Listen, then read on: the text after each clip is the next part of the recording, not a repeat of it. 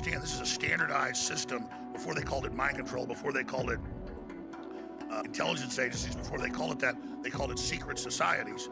And really all secret societies have been, some have been good, some have been bad, some have been a mix. But the bad ones, the dark ones as they call it, the occult ones, the hidden ones, they have always used torture and drugs and sex and what you'd call mind control, trauma-based mind control. And just in the modern parlance, they took that and then institutionalized it. So you go to Skull and Bones, set up in the 1820s, I think even earlier, by the main heirs to the Opium Trust of the British East India Company.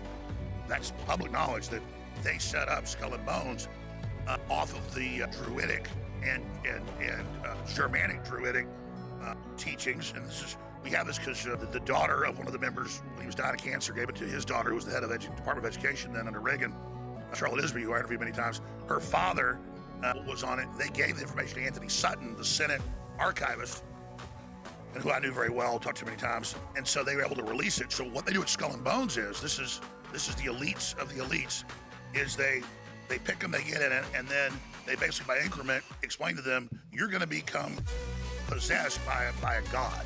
They don't call it a demon. And then all the Skull and Bones leadership comes in the last few days, and they've been for days sleeping naked in coffins, trying to channel these entities. They're bathing in feces, in huge vats, urine. And this is even in the movie The Good Shepherd with Matt Damon, produced by Robert De Niro. And it's in there. And it's all, that's what they do. And so imagine, all I'm saying is that's for people that are 18 years old, 19 years old. These are just like MS-13 wants you to not just kill somebody now, they want you to sacrifice them a carbon pentagram in them. And they want you to do it to a kid. That's now what they've graduated their initiations to higher up leadership is.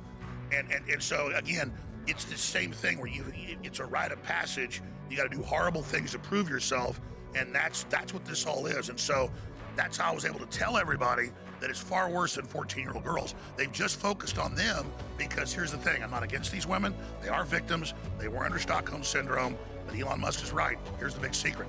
Let everybody when you're growing up tell you what the FBI used to put in bulletins. You know, ice cream truck pulls up, there's a kid in the back, I got a puppy, come see the toy. They use kids to the other kids.